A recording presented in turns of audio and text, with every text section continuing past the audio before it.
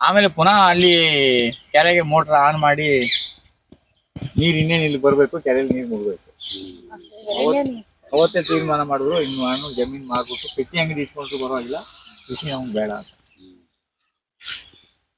ನಾವು ಯಾವಾಗ ಕೆಮಿಕಲ್ ಬಿಟ್ಬಿಟ್ಟು ನಾವೆಲ್ಲ ಮರ ಗಿಡಗಳನ್ನ, ಆಗ ಮರ ಗಿಡಗಳು ಇಲ್ಲ, ಇಲ್ಲ ಮರ ಗಿಡ ಇಲ್ಲ, ಬರೀ ಫುಲ್ಲು. ಅದೇನೇ ಅಂತ ಹೇಳಿದ್ರೆ ನಿಜವಾದ ನಿಯಮ ಏನಪ್ಪಾ ಅಂದ್ರೆ, ಈಗ ಒಂದು ಭೂಮಿಗೆ ನೀವು 1 kg ತೊಪ್ಪೆ ಹಾಕಿದ್ರೆ, ನಾವೆಲ್ಲ ಏನ್ ತಿಳ್ಕೊಂಡಿದೀವಿ ಅಂದ್ರೆ ಮಳೆಗಾಲ ಬಹಳ ಕಡಿಮೆ ಆಗೋಯ್ತು, ಮಳೆ ಕಡಿಮೆ ಆಯ್ತು. ಪ್ರತಿ ಸರಾಸರಿ ವರ್ಷಕ್ಕೆ ಬೀಳೋ ಮಳೆ ಬೀಳ್ತಾನೆ ಇದೆ. ಅದು ಜೂನ್ ಅಲ್ಲಿ ಬೀಳೋ ಮಳೆ ಜುಲೈಲಿ ಬೀಳ್ಬೋದು, ಆಗಸ್ಟ್ ಅಲ್ಲಿ ಬೀಳೋ ಸೆಪ್ಟೆಂಬರ್ ಬಿಟ್ಟಿರ್ಬೋದು. ಆದ್ರೆ ವರ್ಷದ ಚಾರ್ಜ್ ತಗೊಂಡ್ರೆ ನಿಮಗೆ ಸರಾಸರಿ ಮಳೆ ನಿಮ್ಗೆ ಬೀಳ್ತಾ ಇದೆ ಈಗಲೂ. ಅದ್ರಲ್ಲಿ ಏನು ಸಮಸ್ಯೆ ಆಗಿದೆ ಅಂತ ಹೇಳಿದ್ರೆ, ಮಳೆಯ ನೀರು ಭೂಮಿಯ ನೀರು ಹಿಡಿದುಕೊಳ್ಳೋ ಸಾಮರ್ಥ್ಯ ಕಳ್ಕೊಂಡಿದೆ. ಅದಕ್ಕೆ 1 kg ತೊಪ್ಪೆಯನ್ನ ನೀವು ನೆಲಕ್ಕೆ ಹಾಕಿದ್ರೆ, ನಿಮ್ ಭೂಮಿಗೆ ಹಾಕಿದ್ರೆ 30 ಲೀಟರ್ ನೀರನ್ನ ಅಬ್ಸರ್ವ್ ಮಾಡ್ಕೊಳ್ತದೆ. ಅದೇ 1 kg ಸತ್ತೆ ಪತ್ತೆ ತರಗೆಲ್ಲ ಇದೆಯಲ್ಲ, ನಿಮ್ಮ ತ್ಯಾಜ್ಯ ಅಂತ ಹೇಳ್ತಿಲ್ಲ, ಅದನ್ನ ಮಣ್ಣು ಮಿಕ್ಸ್ ಮಾಡಿ ಬಿಟ್ರೆ, ಅಲ್ಲೇ ಬಿಟ್ರೆ ಅದು 120 ಲೀಟರ್ ನೀರನ್ನ ಅಬ್ಸರ್ವ್ ಮಾಡ್ಕೊಳ್ತದೆ. ಆಮೇಲೆ ದೊಡ್ಡ ಸಮಸ್ಯೆ ಆಗಿದೆ ಅಂದ್ರೆ ಭೂಮಿಯಲ್ಲಿ ಆರ್ಗಾನಿಕ್ ಕಾರ್ಬನ್ ಇಲ್ಲ. ಈ ಭೂಮಿಯಲ್ಲಿ ಆರ್ಗಾನಿಕ್ ಕಾರ್ಬನ್ ನಾವು ಡೆವಲಪ್ ಮಾಡ್ಕೊಳ್ಳೋಕೆ ಒಂದೇ ಒಂದು ದಾರಿ ಏನಪ್ಪಾ ಅಂದ್ರೆ, ನಮ್ಮಲ್ಲಿರೋ ತ್ಯಾಜ್ಯಗಳನ್ನ ನಾವು ಅಲ್ಲಿ ಮಿಕ್ಸ್ ಮಾಡ್ಬೇಕು, ಅಲ್ಲೇ ಬಿಟ್ಬಿಡ್ಬೇಕು, ಬೆಂಕಿ ಹಾಕ್ಬಾರ್ದು. ಆ ಬೆಂಕಿ ಹಾಕದಿದಾಗ ಏನಾಗ್ತದೆ, ನೀರನ್ನ ಹಿಡಿದಿಟ್ಕೊಳ್ತದೆ, ಬೇಕಾದಾಗ ಕೊಡ್ತದೆ. ಭೂಮಿ ಒಂದು ಸಿಸ್ಟಮ್ ಏನಿದೆ ಅಂದ್ರೆ, ನೀರನ್ನ ಹಿಡಿದಿಟ್ಕೊಳ್ತದೆ, ಬೇಕಾದಾಗ ಮೇಲ್ಗಡೆ ಆವಿ ಮಾಡ್ತದೆ. ಇವತ್ತು ಏನಾಗಿದೆ ಅಂದ್ರೆ, ಮಳೆ ಬಿದ್ದಿದ್ದ ನೀರೆಲ್ಲ ಹರ್ಕೊಂಡು ಓಡೋಗ್ತಾ ಇದೆ. ಯಾಕೆಂತಂದ್ರೆ ನಾವೀಗ ಯೂರಿಯಾ ಹಾಕಿದ್ಮೇಲೆ 120 ಲೀಟರ್ ನೀರು, 1200 ಲೀಟರ್ ನೀರು ಹಿಡ್ಕೊಳ್ಳೋ ಸಾಮರ್ಥ್ಯನ ಮಣ್ಣು ಕಳ್ಕೊಂಡಿದೆ. ಅದಕ್ಕೆ ಇವತ್ತು ಮಣ್ಣಲ್ಲಿ ಆರ್ಗಾನಿಕ್ ಕಾರ್ಬನ್ ಇಲ್ದಿರೋದ್ರಿಂದ ನೀರು ಕಡಿಮೆ. ಈಗ ನಾವು ಇಷ್ಟೆಲ್ಲ ಮರ ಗಿಡ ನಟ್ಟಿರೋದ್ರಿಂದ ಆ ಇದ್ದಿರೋ ನೀರೆಲ್ಲ ಭೂಮಿ ಕುಡ್ಕೊಂಡು ನೀರನ್ನ ಇಲ್ಲಿ ಮೇಲೆ, ಇದು ಒಂದೇ ಅಲ್ಲ, ಇದೊಂದು ಶಾಂಪಲ್ಗೆ ಅಷ್ಟೇ. ನಾವು 1 ಎಕರೆಗೆ 6 ಕೆರೆ ಮಾಡಿದ್ವಿ, ಅದೆಲ್ಲ ನೀರಿದೆ. ಈಗೆಲ್ಲ ಮಕ್ಕಳಿಗೆ, ಓದೋ ಮಕ್ಕಳಿಗೆ ಟೇಬಲ್ ಮೇಲೆ ಬಿದಿರು ಗಿಡಗಳು ಇಟ್ಬಿಟ್ಟು ವಾಸ್ತು ಅಂತ ಹೇಳ್ತಾರೆ. ತುಂಬಾ ಟೆನ್ಷನ್ ಆದಾಗ, ತುಂಬಾ ಒಂಥರ ಬೇಜಾರಾದಾಗ ಬಿದಿರು ಮರದ ಕೆಳಗಡೆ ಬಂದು ಅರ್ಧ ಗಂಟೆ ಕೂತ್ಕೊಂಡ್ರೆ ಸಾಕು, ಮೈಂಡ್ ಅಷ್ಟು ಕಾಮ್ ಆಗ್ತದೆ. ಮತ್ತೆ ನೋಡಿ, ಬಿದಿರು ನಮ್ಮ ಜೀವನದಲ್ಲಿ ಆರಂಭ ಆಗೋದು ಬಿದಿರಿಂದ. ಮಗು ಹುಟ್ಟಿದಾಗೆ ಹಾಕೋದೇ ತೊಟ್ಲು, ಮರಕ್ಕೆ ಬಿದಿರಿಗೆ ಹಾಕೋದು. ಅಂತ್ಯ ಯಾತ್ರೆನೂ ಬಿದಿರಿಂದಾನೆ. ಅದರಿಂದ ಬಿದಿರು ಒಣಗೋದು ಪಾಸಿಟಿವ್, ಒಣಗೋದು ಪಾಸಿಟಿವ್. ಮತ್ತೆ ಈಗ ನಮ್ಮಲ್ಲಿ ಏನಾಗ್ತದೆ, ನಮ್ಮ ಜಮೀನಲ್ಲಿ ಯಾವುದೋ ಒಂದು ಗಿಡ ಜಾಸ್ತಿ ಬೆಳೆದು ಬಿದ್ದೋಗ್ತಾ ಇದೆ, ಅದಕ್ಕೆ ಹಗ್ಗ ಕಟ್ಟಬೇಕು, ಅದಕ್ಕೆ ಕಳೆ ನಿಲ್ಲಿಸ್ಬೇಕು ಅಂತ ಏನಿಲ್ಲ. ಈ ಬಿದಿರು ಭೂಮಿಯಿಂದ ಕೆಳಗಡೆ ಒಂದು ಇಡೀ ಮಣ್ಣು ತಗೊಂಡು 200 ಲೀಟರ್ ನೀರಲ್ಲಿ ಕಲಸಿ ಅದನ್ನ ನಾವು ಗಿಡಗಳಿಗೆ ಕೊಟ್ರೆ, ಆ ಗಿಡಗಳಿಗೆ ನಿಂತ್ಕೊಳ್ಳೋ ಶಕ್ತಿ ಬರ್ತದೆ. ಅಷ್ಟು ಅದ್ಭುತವಾದ ಬಿದಿರು ಇದಿರೋದು. ಅಂದ್ರೆ ನಿಮ್ಗೆ ಬಿದಿರು ಮೊಳಕೆ ಹೊಡಿಬೇಕಾದ್ರೆ, ಅದಕ್ಕೆ ಹೇಳ್ತಾರೆ, ಒಬ್ಬ ಮನುಷ್ಯ ಡೆವಲಪ್ ಆಗ್ಬೇಕಾದ್ರೆ ಪೂರ್ವ ಸಿದ್ಧತೆ. ಒಂದು ಬಿದಿರು ತನ್ನ ಬೇರನ್ನ 5 ರಿಂದ 6 ವರ್ಷದವರೆಗೂ ರೆಡಿ ಮಾಡ್ಕೊಳ್ತದೆ. ಫಸ್ಟ್ ತನ್ನ ರಕ್ಷಣೆ ಮಾಡ್ಕೊಳ್ತದೆ ಎಲ್ಲ, ಆಮೇಲೆ ಅದು ಚಿಗಕ್ಕೆ ಶುರು ಆಗೋದು. ಅಂದ್ರೆ ಅಸ್ತಿತ್ವ, ಫೌಂಡೇಶನ್ ಫಸ್ಟ್ ರೆಡಿ ಮಾಡ್ಕೊಂಡು ಆಮೇಲೆ ಅದು ಬೆಳವಣಿಗೆ ಶುರು ಮಾಡೋದು. ಹಾಗೆ ಆ ಬಿದಿರು ಎಲ್ಲಿ ಇದೆಯೋ ಅಲ್ಲಿ ನೀರಿನ ಸೆಲೆ ಮೇಲೆ ಬರ್ತದೆ. ಮತ್ತೆ ಎರಡನೇದೇನಾಗ್ತದೆ, ಅಲ್ಲಿ 100 ಪಕ್ಷಿಗಳಿಗೆ ಆಶ್ರಯ ಆಗ್ತದೆ ಇದು. ಆಮೇಲೆ ಇನ್ನು ಅದ್ರದ್ದು ಎಲೆ ಇದೆಯಲ್ಲ, ಈಗ ನಮ್ಮಲ್ಲಿ ಹಸುಗಳು ಕರು ಹಾಕಿದಾಗ ಅದ್ರದ್ದು ಮಾತು ಹೊರಗಡೆ ಬರ್ದೇ ಇದ್ದಾಗ, ಸತ್ತೆ ಬೇಗ ಬರ್ದೇ ಇದ್ದಾಗ, ಇದು ಒಂದು ಇಡೀ ಹುಲ್ಲು ತಿನ್ನಿಸ್ಬಿಟ್ರೆ ಕ್ಲೀನಾಗಿ ಇದಾಗ್ತದೆ. ಹಾಗೆ ಬಿದಿರು ತುಂಬಾ ಒಳ್ಳೇದು. ಆಮೇಲೆ ಇಲ್ಲಿ ಕುತ್ಕೊಂಡು ಕಳ್ಳೆ ಮತ್ತೆ ಇದು ಕಳೆ ಬರ್ತಲ್ಲ, ಅದೀಗ ಶಿವಮೊಗ್ಗ, ಕೊಡಗು ಅಲ್ಲೆಲ್ಲ ವರ್ಷಕ್ಕೆ 2-3 ಸಲ ತಿಂತಾರೆ ಅವರು. ನೀವು ವರ್ಷದಲ್ಲಿ 2 ಸಲ ತಿಂದ್ರೆ ಸಾಕದನ್ನ. ಕ್ಯಾನ್ಸರ್ ಸೆಲ್ನ ಕೊಲ್ಲೋ ಶಕ್ತಿ ಇರೋದು ಕಳೆಗೆ. ನಾವಲ್ಲಿ ಮಾರ್ಕೆಟ್ ಅಲ್ಲಿ ರೋಡ್ ಸೈಡ್ ಅಲ್ಲಿ ಮಾಡ್ತಾ ಇದ್ದೇನೆ, ಆ ಮುಳ್ಳಿಂದ ಕಿತ್ಕೊಂಡು ಒಂದು ಕೀಳ್ಬೇಕು. ನಿಮ್ಗೆ ಎಷ್ಟು ಕೆಲಸ ಇದೆ ಗೊತ್ತಾ? ನಾವಲ್ಲಿ ರೋಡಲ್ಲಿ ಮಾಡಿ ಮಾತ್ರ ಚರ್ಚೆ ಮಾಡ್ತೀವಿ. ಅದೇ ನಾವು ಆಸ್ಪತ್ರೆಗೆ ಹೋದಾಗ ಟ್ಯಾಬ್ಲೆಟ್ಸ್, ಇಂಜೆಕ್ಷನ್ ಬಗ್ಗೆ ಚರ್ಚೆನೆ ಮಾಡಲ್ಲ. ಫಸ್ಟ್ ಕೊಡಪ್ಪ ಅಂತೀವಿ ನಾವು. ಆರೋಗ್ಯನ ಉಳಿಸ್ಕೊಳ್ಳೋಂತ ವಿಚಾರಕ್ಕೆ ನಾವು ಗಮನನೇ ಕೊಡ್ತಾ ಇಲ್ಲ. ಈಗ ನೋಡಿ, ಕಾಲ್ಗೆ ಹಾಕೋ ಚಪ್ಪಲು, ಶೂನ ಶೋ ಕೇಸಲ್ಲಿ ಇಟ್ಟು ಮಾಡ್ತಾರೆ. ಹೊಟ್ಟೆಗೆ ತರಕಾರಿನ ಫುಟ್ಪಾದಲ್ಲಿ ಇಟ್ಕೊಂಡು ಮಾಡ್ತಾರೆ. ಹಂಗಾಗ್ಬಿಡಿ. ಭೂಮಿಯಲ್ಲಿ ಸ್ವಾಭಾವಿಕವಾಗಿ ತೊಪ್ಪೆ ಮೇಲೆ ಬೆಳೀತದೆ ಕುಂಬಳಕಾಯಿ, ಹೀರೆಕಾಯಿ, ಹಾಗಲಕಾಯಿ, ಸೋರೆಕಾಯಿ, ಈ ಟೊಮೆಟೊ. ತಿಪ್ಪೆಯಲ್ಲಿ ಯಾವ್ದು ಬೆಳೀತದೋ ಅದನ್ನ ತಿಂದಾಗ ನಮ್ಮ ದೇಹದಲ್ಲಿ ಬೆಳೆಯುವಂತ ಗೆಡ್ಡೆ, ಕ್ಯಾನ್ಸರ್ ಕೊಲ್ಲುವ ಶಕ್ತಿ ಇರೋದು ಇಂಥ ತರಕಾರಿಗಳಿಗೇನೆ. ಅದಕ್ಕೆ ಅದು ತಿಪ್ಪೆಯಲ್ಲಿ ಬೆಳೆದಿದ್ದು ಕುಂಬಳಕಾಯಿ, ಸೋರೆಕಾಯಿನ ತಂದು ವರ್ಷದಲ್ಲಿ 1 ಸಲ ಆದ್ರೂ ಸಾಂಬಾರು ಮಾಡಿ ಅಂತ.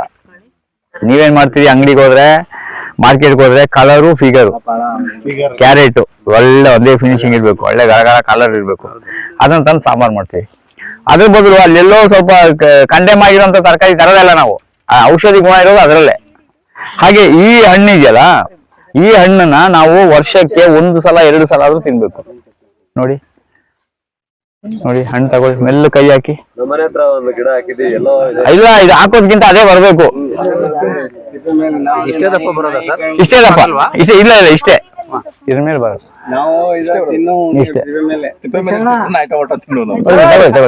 ನಿಮ್ ಜಮೀನಲ್ಲಿ ಆ ಕಡೆ ಸೈಡ್ ನಲ್ಲಿ ಒಂದು ಹಳ್ಳ ಇದೆ, ದನಗಳು ಬರ್ತಾ ಇದೆ, ಯಾರೋ ಕಳ್ಳರು ಬರ್ತಾರೆ ಅಂದ್ರೆ ಅಂತ ಜಾಗದಲ್ಲಿ ನಿಮ್ಗೆ ತಂತಿ ಆಗಲ್ಲ ಅಂದ್ರೆ ಹಿಂಗ್ ಬಿದ್ರೆ ಹಾಕ್ಬಿಡ್ಬೇಕು.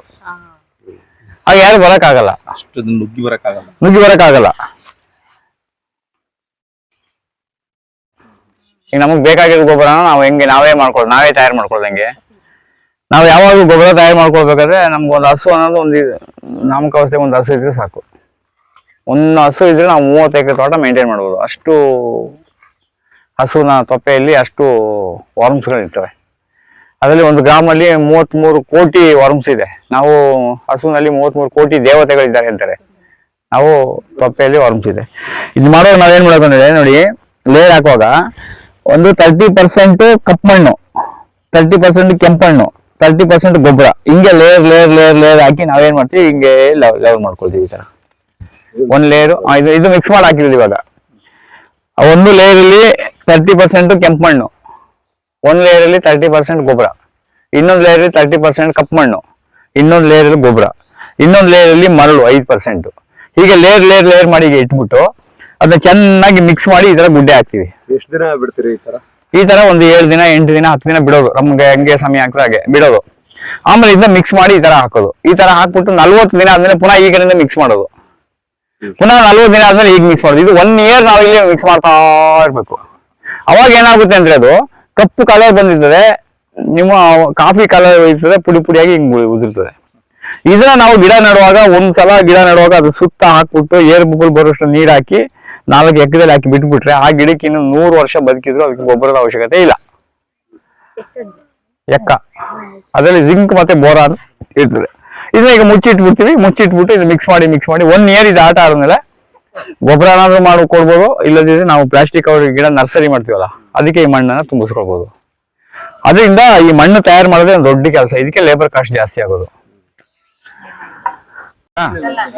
ಇದು ಬೇಲಿಗೆ ನಾವು ಗ್ಲೀನ್ ಸಿಡಿ ಹಾಕೊಂಡಿದೀವಿ. ಈಗ ನೀವು ತಂತಿ ಇಲ್ದೇನೆ ತೋಟ ಮಾಡ್ಬೋದು ಅನ್ನೋದಕ್ಕೆ ಇದೊಂದು ಎಕ್ಸಾಂಪಲ್. ಇದು ಬೇಲಿನೂ ಆಯ್ತು. ಇದು ಬಾರಿ ಒಳ್ಳೇದಿದು ನೈಟ್ರೋಜನ್ ಫಿಕ್ಸೇಷನ್ ಮಾಡಕ್ಕೆ. ನೋಡಿ ಈ ಎಲೆ ಗೊಬ್ಬರ ಗಿಡನೇ ಇದು. ಈ ಎಲೆಯಲ್ಲಿ ಯೂರಿಯಾ, ಇದು ಸಿಪ್ಪೆ ಇದೆಯಲ್ಲ ಇದು ರಂಜಕ, ಈ ಒಳಗಡೆ ದಂಟು ಗಟ್ಟಿ ಇದೆಯಲ್ಲ ಅದು ಪೊಟಾಸು. ಯೂರಿಯಾ, ಸುಫಲ, ಪೊಟಾಸು ಒಂದೇ ಗಿಡದಲ್ಲಿದೆ. ಅದಕ್ಕೆ ನಮ್ಮ ಹಳ್ಳಿ ಜನ ಸರಳವಾಗಿ ಹೇಳ್ತಾ ಇದ್ದೀವಿ ಅಂದ್ರೆ ಗೊಬ್ಬರದ ಗಿಡ ಅಂತ ಹೇಳಿ. ಅದಕ್ಕೆ ಗ್ಲಿಸಿಡಿಯಾ ನಡಿ, ರಾಸಾಯನಿಕ ಬಿಡಿ ಅಂತ. ಮತ್ತೆ ಇದು ನಿಮ್ಮ ವೆಹಿಕಲ್ ಅಲ್ಲಿ ಏನಾದ್ರು ಇಲಿ ಬಂದು ಕಟ್ ಮಾಡ್ಬಿಡ್ತದೆ ಕಾರಲ್ಲಿ ಅಂದ್ರೆ ಈ ಸ್ವಲ್ಪ ಎಲೆನ ಸ್ವಲ್ಪ ಕಿತ್ತಿ ಇಟ್ಬಿಟ್ರೆ ಇಲಿ ಬರಲ್ಲ. ಮನೇಲಿ ಅಷ್ಟೇ ಸ್ವಲ್ಪ ಇದ್ರ ಜೊತೆಗೆ ಅನ್ನ ಮತ್ತೆ ಇದನ್ನ ಮಿಕ್ಸ್ ಮಾಡಿ ಚೆನ್ನಾಗಿ ಕತ್ತರಿಸಿ ಇಟ್ಬಿಟ್ರೆ ಇಲಿ ಬಂದು ತಿಂದ್ರೆ ಡಮಾರು. 4 ವರ್ಷದಿಂದ ಕನ್ನೇರಿ ಮಠದವರು ಒಂದು ರಿಸೋರ್ಸ್ ಪರ್ಸನ್ ಅಂತ ಹೇಳಿ ಅಲ್ಲಿ ಕರೆಸಿದ್ರು. ಅಲ್ಲೋಗಿ ನೋಡಿದಾಗ ಅಲ್ಲಿ ಸ್ವಾಮೀಜಿ ಏನ್ ಮಾಡಿದ್ದಾರೆ ಅಂದ್ರೆ, ಪ್ರತಿ ಬಡವರಿಗೆ ನಿರ್ಗತಿಗೆ ಯಾರು ಇರ್ತಾರೆ ಅವ್ರಿಗೆಲ್ಲ 1 ಎಕರೆ ಜಮೀನು ಕೊಟ್ಬಿಟ್ಟು ಆ 1 ಎಕರೆಯಲ್ಲಿ ಎಲ್ಲಾ ತರದ ಬೆಳೆ ಬೆಳೆದು ಉಂಡು ತಿಂದು 1 ವರ್ಷಕ್ಕೆ 3.5 ಲಕ್ಷ ಉಳಿಸ್ಬೇಕು ಅಂತ ಅವ್ರ ಪ್ಲಾನ್. 1 ಎಕರೆಯಲ್ಲಿ 1 ಎಕರೆ ಜಮೀನಲ್ಲಿ ಇಷ್ಟೆಲ್ಲ ಮಾಡ್ಬೇಕು ಅಂತ ಅವ್ರು ಪ್ಲಾನ್ ಮಾಡಿ ಅಲ್ಲಿ ಒಂದು 88 ಬೆಳೆ ಹಾಕಿದ್ರು ಅವರು. 1 ಎಕರೆಯಲ್ಲಿ 88 ಬೆಳೆ. ಅದ ನಮಗೆ ಪ್ರತ್ಯಕ್ಷವಾಗಿ ತೋರಿಸಿದ್ರು ಅವರು. ಒಂದು 70 ಜನ ಸಾಫ್ಟ್ವೇರ್ಗಳು ನಮ್ಗೆ ಡ್ಯೂಟಿ ಮಾಡಕ್ ಆಗಲ್ಲ, ಇನ್ ಮುಂದೆ ಜಮೀನ್ ತಗೊಂಡು ವ್ಯವಸಾಯ ಮಾಡಕ್ ಬರ್ತೀನಿ. ಮಹಾರಾಷ್ಟ್ರ ಕನ್ನಡ ಕನ್ನಡನೂ ಇದೆ, ಕನ್ನಡಿಗರು ಸ್ವಾಮೀಜಿ. ಬಿಜಾಪುರದಿಂದ ಅವ್ರು ಹೋಗಿದ್ದು ಮರಾಠಿ ಕಲಿಯಕ್ಕೆ ಅಂತ. ಕೊನೆಗೆ ಮಠದಲ್ಲಿ ಮಠಾಧಿಪತಿ ಆಗ್ತಾರೆ ಅವರು. ಅದನ್ನ ನೋಡಿದ್ಮೇಲೆ ನಮ್ಗೇನ್ ಅನ್ಸುತ್ತೆ ಅಂದ್ರೆ, ಆ ಬಿಸಿಲು ಜಾಗದಲ್ಲಿ, ಅಲ್ಲಿ ನೀರಿಲ್ಲದ ಜಾಗದಲ್ಲಿ ಅಲ್ಲಿ ಸ್ವಾಮೀಜಿ ಆತರ ಮಾಡಿದ್ದಾರೆ ಅಂದಾಗ ನಾವ್ ಯಾಕೆ ಇಲ್ಲಿ ಮಾಡಬಾರ್ದು ಅಂದ್ಬಿಟ್ಟು ನಾವು ಈ ತೋಟನ ಬಂದವ್ರಿಗೆ ಶಾಂಪಲ್ಗೆ ಅಂತೇಳಿ 1 ಎಕರೆ ಚೇಂಜ್ ಮಾಡಿದ್ವಿ. ಮಾದರಿ ಇಲ್ಲಿ ನಾವು ಕರೋನಾಕ್ ಮೊದಲು 303 ತರದ ಬೆಳೆ ಹಾಕಿದ್ವಿ ಅಲ್ಲಿ, ತರಕಾರಿ ಗಿರ್ಕಾರಿ ಎಲ್ಲ ಸೇರಿ. ಎಲ್ಲ ತರಕಾರಿ ಗಿರ್ಕಾರಿ ಎಲ್ಲಾ ತರ ಬೆಳ್ಳಿ ತರಕಾರಿ ಎಲ್ಲಾ ಹಾಕಿದ್ವಿ ಇಲ್ಲಿ. ಕರೋನಾ ಬಂದ್ಮೇಲೆ ಏನಾಯ್ತು, ಎಲ್ಲ ಹೋಗಿ ಬರೀ ಬೇರೆ ಊರ್ ಕಡೆ ಒಂದು 100-120 ತರದ ಗಿಡಗಳಿದೆ ಇಲ್ಲಿ. ಎಲ್ಲ ತರದ ಗಿಡ ಇದೆ. ರಾಮಫಲ, ಲಕ್ಷ್ಮಣ ಫಲ, ಬಾಳೆ, ತೆಂಗು, ಸಪೋಟ, ಪಪಾಯ ಎಲ್ಲ ಆಲ್ಮೋಸ್ಟ್ ಎಲ್ಲ ಗಿಡಗಳು, ಮ್ಯಾಂಗೋಸ್ಟೀನು, ಡ್ರ್ಯಾಗನ್ ಫ್ರೂಟು ಎಲ್ಲಾನು ಇಲ್ಲಿ ಹಾಕಿವಿ. ಇಲ್ಲಿ ಇದು ಮಾಡಿರೋದು ಯಾಕೆಂತ ಹೇಳಿದ್ರೆ 1 ಎಕರೆ ಜಮೀನಲ್ಲಿ ನೀವು ಜೀವನ ತಳ್ಬಹುದು ಬದುಕ್ಬೋದು ಅಂತ. ಮತ್ತೆ ಇಲ್ಲಿ ಏನಂತಂದ್ರೆ ನಾವು ಯಾವ್ದು ಮೊನೋಕ್ರಾಪ್ ಮಾಡಿಲ್ಲ, ಒಂದನ್ನೇ ಮೇಯ್ನ್ ಆಗಿ ತಗೊಂಡಿಲ್ಲ, ಎಲ್ಲವನ್ನ ಮಿಕ್ಸ್ ಮಾಡ್ಕೊಂಡಿದೀವಿ. ಇಲ್ಲಿ ಮುಖ್ಯ ಬೆಳೆ ಒಂದಾಗಿರೋ ತೆಂಗು, ಅದು ಬಿಟ್ಮೇಲೆ ಸಪೋಟ, ಬಾಳೆ. ನಾವೀಗ ಹಾಕಿರೋದು ಬಾಳೆ ಇದು ಮೋರ್ ದೆನ್ 48-50 ಇಯರ್ಸ್ ಆಯ್ತು ಬಾಳೆ ಬುಡ, ಅಲ್ಲೇ ರೌಂಡ್ ಆಗ್ತಾ ಇದೆ, ಕಿತ್ತಾಕಿಲ್ಲ, ಕೀಳಲ್ಲ ನಾವು, ಅಲ್ಲೇ ರೌಂಡ್ ಆಗ್ತಾ ಇರ್ಬೇಕದು. ಒಂದೊಂದ್ ಕೆಜಿ ಎಷ್ಟು ಬರ್ತದೆ ಕೇಳಿದ್ದು, ಒಂದೊಂದ್ ಗೊನೆ ಎಷ್ಟು ಕೆಜಿ ಅಂತ? ಗೊನೆ ಒಂದು ನಿಮ್ಗೆ 8ರಿಂದ 10 kg ಬರ್ತದೆ. ನಮ್ದು ಒಂದು ಸಿಂಗಲ್ ಗೊನೆ ಇದೆ, ಅಲ್ಲಿ ಬೇಕಾದ್ರೆ ತೋರಿಸ್ತೀನಿ. ಒಂದ್ಸಲ 47 kg ಬಂದಿತ್ತು ಒಂದು ಗೊನೆ. ಈಗಲೂ ಒಂದು ಗೊನೆ ಇದೆ, ಅಲ್ಲಿ ಬೇಕಾದ್ರೆ ನೀವು ಅದನ್ನ ನೋಡ್ಬೋದು. ಹಾಗೆ ನಮ್ಗೆ 5 kg ಬರ್ಲಿ, ನಿಮ್ಗೆ ಶುದ್ಧವಾದಲ್ವಾ. ಹಾಗೆ ನಾವು ಇಲ್ಲಿ ಒಂದು ಫ್ಯಾಮಿಲಿಗೆ ಏನ್ ಬೇಕು, ಮತ್ತೆ ಈ ವಾತಾವರಣ ನೀವು ಅನುಭವಿಸಿದ್ರೆ ಬೇರೆಗಿಂತ ಕಂಪೇರ್ ಮಾಡಿದ್ರೆ ಈ ವಾತಾವರಣ ಇದೆಯಲ್ಲ. ಮತ್ತೆ ಇಲ್ಲಿಗೆ ಯಾವುದೇ ಲೇಬರ್ ಕೆಲಸ ಇಲ್ಲ, ನೀರ್ ಕೊಡೋ ಅವಶ್ಯಕತೆ ಇಲ್ಲ, ಗೊಬ್ಬರ ಕೊಡೋ ಅವಶ್ಯಕತೆ ಇಲ್ಲ, ಜೀವಾಮೃತ ಕೊಡೋಂಗಿಲ್ಲ, ಗೋಕುಪಾಮೃತ ಏನು ಕೊಡೋಂಗಿಲ್ಲ. ಪ್ರಕೃತಿಯಲ್ಲಿ ಸಹಜವಾಗಿ ಇಲ್ಲಿ ನಟ್ಟಿರೋ ಗಿಡಗಳನ್ನ ಕಿತ್ತು ಎಲೆನೆಲ್ಲ ಇಲ್ಲೇ ಹಾಕೋದು. ಮತ್ತೆ ಪ್ರತಿ ತೆಂಗಿನ ಗಿಡ ಸುಲಿದ್ರೆ ಅದ್ರ ಎಲೆನೂ ಇಲ್ಲೇ ಹಾಕ್ತಿವಿ, ಬಾಳೆ ಸೌಗು ಇಲ್ಲೇ ಹಾಕ್ತಿವಿ. ನೀವೇನ್ ಬೇಡ, ಹಣ್ಣು ತಗೊಂಡು ಸಿಪ್ಪೆನ ಭೂಮಿ ಕೊಟ್ರೆ ನಾವು ಎಷ್ಟೋ ಉದ್ಧಾರ ಆಗ್ಬೋದು. ಇವಾಗ ನಾವೇನ್ ಮಾಡ್ತೀವಿ, ಹಣ್ಣು ತಿನ್ಕೊಳ್ತೀವಿ, ಸಿಪ್ಪೆನೂ ಮಾರ್ಕೊಳ್ತೀವಿ, ಉಳಿದಿದ್ದಕ್ಕೆ ಬೆಂಕಿನೂ ಹಾಕ್ತಿವಿ. ಅದೊಂದು ವಿಚಾರದಲ್ಲಿ ಇದೊಂದು ಪ್ಲಾಟ್ ಮಾಡಿರೋದು. ಈ ಎಡಗಡೆ ಎಲ್ಲ ಕಂಪ್ಲೀಟ್ ಮೆಡಿಸಿನಲ್ ಪ್ಲಾಂಟ್ಸ್. ಇದು ಒಂದು 80 ತರದ ಮೆಡಿಸಿನಲ್ ಪ್ಲಾಂಟ್ಸ್ ಇದೆ ಇಲ್ಲಿ ಎಡಗಡೆ. ಅದು ನಾವೇನ್ ತಂದು ನಟ್ಟಿರೋದಲ್ಲ. ನೀವು ರೌಂಡ್ ಅಪ್ ಹೊಡಿಯುವಾಗ ಸತ್ತೋಗ್ತಾವಲ್ಲ, ಅದೇ ಗಿಡಗಳು ಇಲ್ಲಿ ಉಳಿದಿರೋದು. ನೀವು ರೌಂಡ್ ಅಪ್ ಹೊಡಿದ್ರೆ 80 ತರದ ಔಷಧಿ ಗಿಡಗಳು ನಿಮ್ ತೋಟದಲ್ಲಿ ಉಳಿತವೆ. ಇದು ಲೆಫ್ಟ್ ಅಲ್ಲಿ ಈಗ 80ನೇ ವರ್ಷದ ಹಾಕಿದ್ 44. ನಾನು ಅದೇ ಫಸ್ಟ್ ನನ್ ಬೇಟೆ ಶುರುವಾಗಿದ್ದೆ ಇಲ್ಲಿಂದ. ಹೌದೌದು, ಇದೇ ಜಾಗ. 44 ವರ್ಷ ಆಯ್ತು ಇದು ಗಿಡಕ್ಕೆ. ಈಗ ಈ ತರ ಕಾಡ್ ತರಾನೇ ಬಿಟ್ಕೋಬೇಕು. ಎಲ್ಲ ಕೊಳೆ ಇದೆಲ್ಲ ನಾವೇನ್ ಮಾಡಿದ್ರೆ ಫಸಲ್ ನೋಡ್ಬೇಕು, ನೆಲ ನೋಡೋದಲ್ಲ. ನೆಲ ನೋಡಕ್ಕೆ ಲಾಲ್ ಬಾಗ್ ಅಲ್ಲ ಇದು, ಆಯ್ತಾ. ಇಲ್ಲಿ ಗಮನಿಸಿ ಒಂದ್ ನಿಮಿಷ, ಗ್ಯಾಪ್ ಇರ್ಬೇಕು. ಬಂದ ಮೇಲೆ ಏನ್ ಮಾಡ್ತೀರಾ?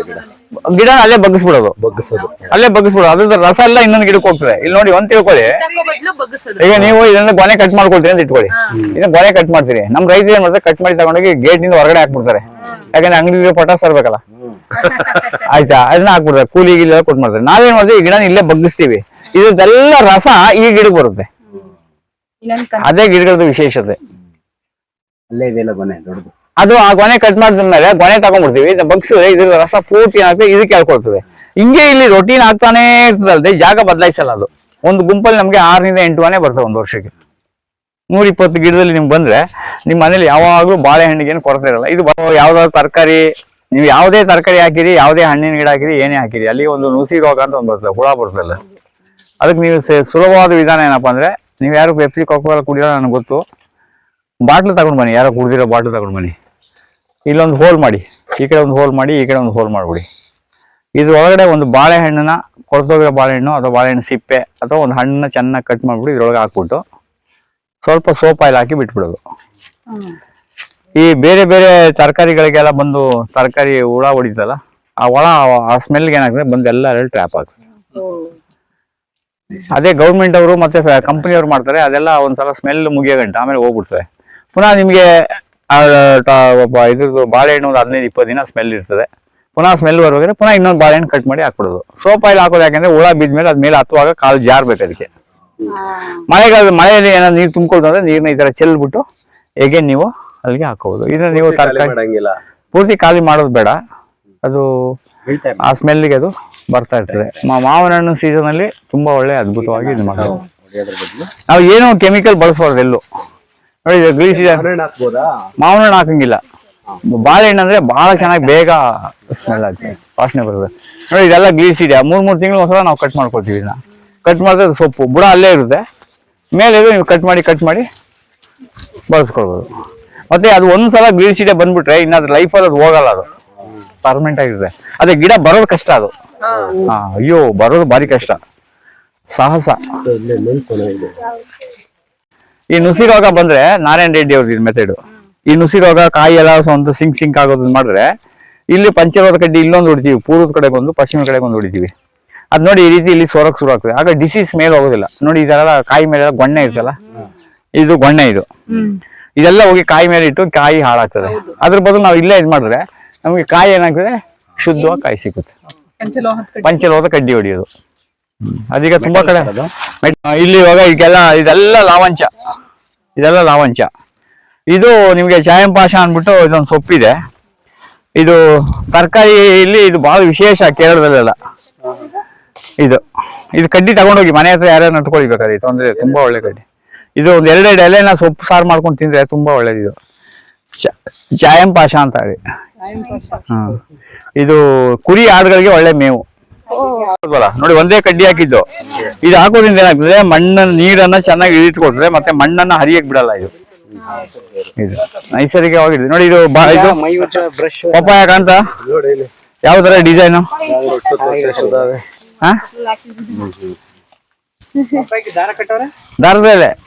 ದಾರದ ಪಪ್ಪಾಯ. ಇದು ದಾರದ ಪಪ್ಪಾಯ ನೋಡಿ ಎಷ್ಟು ಉದ್ದ, ಹೇಳು ಚೆನ್ನಾಗಿದೆ. ಇದು ಪಪ್ಪಾಯ ಬಿಚ್ಚಬಾರ್ದು, ಕಟ್ಟೇ ಇರ್ಬೇಕು. ನಿಮಗ್ ಬೇಕಾದ ಒಂದು ತರಕಾರಿಯನ್ನ ಚಪ್ರ ಚೆನ್ನಾಗಿ ಮಾಡ್ಸಿದ್ರಿ. ಬಳ್ಳಿಗೆ ಸಂಬಂಧಪಟ್ಟಂತ ತರಕಾರಿ ಇದು. ಈಗ ತುಪ್ಪ ಹೀರೆ ಇದೆ.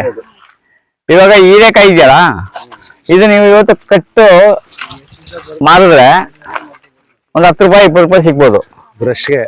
ಇದು ಬ್ರಷ್ಗೆ ಅಮೆಜಾನ್ ಅಲ್ಲಿ ಒಂದು ಬ್ರಷ್ 100 ರೂಪೀಸ್. ಇದ್ರಲ್ಲಿ 2 ಬ್ರಷ್ ಮಾಡ್ತಾನೆ.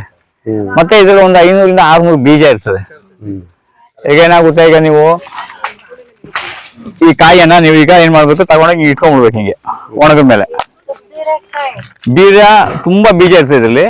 ಮತ್ತೆ ಇದನ್ನ ಸರಿಯಾಗಿ ಅರ್ಧ ಕಟ್ ಮಾಡ್ಕೊಂಡು ಒಳ್ಳೆ ಬ್ರಷ್ ಮೈಗೆ ಉಚ್ಕೊಳಕ್ಕೆ, ಸ್ಕಿನ್ಗೆ ಯಾವುದೇ ಸಮಸ್ಯೆ ಇಲ್ಲ. ಮೊದಲು ನಮ್ಮ ಹಳ್ಳಿಲೆಲ್ಲ ಇದನ್ನೇ ಬಳಸ್ತಾ ಇದ್ದೀವಿ. ಇದನ್ನ ಮಾರ್ತಾರೆ. ನೀವು ಹಸಿ ಕಾಯಿ ಮಾಡಿದ್ರೆ ಒಂದು 10 ರೂಪಾಯಿ ಸಿಗ್ಬೋದು. ಆದ್ರೆ ಈಗ ಇದರಲ್ಲಿ ಒಂದು 500 ರಿಂದ 600 ಬೀಜ ಇದೆ. ಒಂದು ಬೀಜಕ್ಕೆ ನೀವು 1 ರೂಪಾಯಿ ಅಂತ ಹೇಳಿದ್ರೆ 500 ರೂಪಾಯಿ ಆಯ್ತು. ಆಯ್ತಾ? ಮತ್ತೆ ಇದು ಬ್ರಷ್ ಏನ್ ಮಾಡ್ತಾರೆ ಅಮೆಜಾನ್ ಅಲ್ಲಿ, ಇದು 100 ರೂಪೀಸ್ ಇದು ಬೀಜ. ಆಯ್ತಾ? ಹೀರೆಕಾಯಿ ಇದು. ಈ ರೀತಿ ನಾವೇನ್ ಮಾಡ್ಬೇಕು, ವ್ಯಾಲ್ಯೂ ಆಡೆಡ್ ಮಾಡ್ಬೇಕು. ಯಾವಾಗ್ಲೂ ಒಬ್ಬ ರೈತ ವ್ಯಾಲ್ಯೂ ಆಡೆಡ್ ಮಾಡ್ಬೇಕು. ಮತ್ತೆ ಇಲ್ಲೇನ್ ಮಾಡಿದೀವಿ ಅಂದ್ರೆ 48 ಕಂಬ ಇದೆ. 48 ಕಂಬಕ್ಕೆ ಬೇರೆ ಬೇರೆ ಬೇರೆ ಬೇರೆ ತರಕಾರಿ ಗಿಡಗಳನ್ನ ಹಾಕಿದೀವಿ. ನೋಡಿ ಯಾವ ತರ ಇದೆಲ್ಲ ಬೆಳೆದು, ಹೀರೆಕಾಯಿ, ತುಪ್ಪದ ಹೀರೆಕಾಯಿ, ಸೋರೆಕಾಯಿ, ಕುಂಬಳಕಾಯಿ, ಆಮೇಲೆ ಅವರೆ, ಎಲ್ಲವನ್ನ ಒಂದೊಂದೊಂದೊಂದು ಐಟಮ್ ಹಾಕಿದೀವಿ. ಅಂದ್ರೆ ಇದನ್ನೆಲ್ಲ ಬರೀ ಬ್ರಷ್ಗೋಸ್ಕರನೇ ಬಳಸ್ತಾ ಇದ್ದೀವಿ. ಬ್ರಷ್ಗೆ ಮತ್ತೆ ಬೀಜಕ್ಕೆ. ನೀವು ಕಾಯಿ ಕೊಟ್ರೆ ನಿಮ್ಗೆ ಅಂತ ರೇಟ್ ಸಿಗಲ್ಲ. ಇದು ನಾವೇನ್ ಮಾಡ್ಬೇಕಂದ್ರೆ ಬೀಜ ಮತ್ತೆ ಬ್ರಷ್ ಅದು ಮಾರಾಟ ಆಗ್ತದೆ. ಮತ್ತೆ ಅದಕ್ಕೇನು ಜಾಸ್ತಿ ಖರ್ಚಿರಲ್ಲ, ಬಿಟ್ಬಿಡೋದು ಅಷ್ಟೇ ನೀವು. ಇದೆಲ್ಲ ಎಳೆಕಾಯಿ ಕಿತ್ಕೊಂಡೋಗಿ ಸಾಂಬಾರು ಮಾಡ್ಕೋಬಹುದು. ಇದ್ರದ್ದು ಬ್ರಷ್ ಆಗಿರುತ್ತೆ, ಚೆನ್ನಾಗಿರುತ್ತೆ. ಅದೇ ಅದು ಬೇರೆ. ಅದು ಹೀರೆಕಾಯಿ, ಇದು ತುಪ್ಪದ ಹೀರೆಕಾಯಿ, 2 ಇದೆ ಇದರಲ್ಲಿ. ಇದು ಮಾತ್ರ ಬ್ರಷ್. ಒಂದು ಸರಿ ನೀವು ಹಾಕೊಂಡ್ರೆ ಒಂದು 25-30 ವರ್ಷ ಬಳ್ಳಿ ಹಂಗೆ ಇರ್ತದೆ. ಸುಮ್ಮನೆ ಕಟ್ ಮಾಡ್ಬಿಡ್ತೀನಿ ಕಟ್ ಮಾಡಿ. ಇಲ್ಲ ಬೀಜ ಗೀಜ ಏನಿದೆಲ್ಲ, ಇದನ್ನ ಕಟ್ ಮಾಡಿ ನಿಮ್ಗೆ ಯಾವಾಗ ಬೇಕು, ನಿಮ್ ಮನೆ ಹತ್ರ ಒಂದು 4-5 ಗಿಡಗಳು ಈ ತರ ಬೇರೆ ಬೇರೆ ಗಿಡಗಳು ಹಾಕೊಂಡ್ರೆ ಇತ್ಲ ಅವರೇ ತರ. ಇದಕ್ಕೇನು ಒಂದ್ಸಲ ನಡೋದು ಅಷ್ಟೇ. ಮಧ್ಯದಲ್ಲಿ ಬುಡಕೊಂಡು ಸ್ವಲ್ಪ ನೀರು ಗೊಬ್ಬರ ಕೊಟ್ಕೊಂಡು. ಇದು ಬೀಜಮ್ಮ, ಮಂಚ ಈ ತರ ಇದು ಬರುತ್ತೆ. ಇದ್ರದ್ದು ಎಣ್ಣೆ ಏನೋ ತೆಗೆಯೋದೊಂದು ಯೋಜನೆ ಇದೆ, ತುಂಬಾ ಒಳ್ಳೇದು. ಮತ್ತೆ ನಿಮ್ಮ AC-ಗೆ ಬಾಕ್ಸಿಗೆ ಹಾಕ್ತಲ್ಲ, ಇದಕ್ಕೂ ಹುಲ್ನೇ ಹಾಕೋದು AC-ಗೆ. ಮತ್ತೆ ಇದರ ಬೇರು ತುಂಬಾ ಒಳ್ಳೇದು. 2 ಲೀಟರ್ 200 ಲೀಟರ್ ನೀರ್ನ ಒಂದು ಬೇರು ಇಷ್ಟು ಬೇರು ಶುದ್ಧ ಮಾಡ್ತದೆ. ಮತ್ತೆ ಇದು ಒಂದ್ಸಲ ಇಲ್ಲಿ ಹಿಡ್ಕೊಂಡ್ಬಿಟ್ರೆ ಒಂದು ಚೂರು ನೀರ್ನ ಹರಿಯಕ್ ಬಿಡಲ್ಲ, ಮತ್ತೆ ಮಣ್ಣನ್ನ ಸವಿಯಕ್ ಬಿಡಲ್ಲ. ಇದು ಅದಕ್ಕೆ ಬದುಗಳಲ್ಲಿ ನಾವು ಇದನ್ನ ಹಾಕಿರೋದು.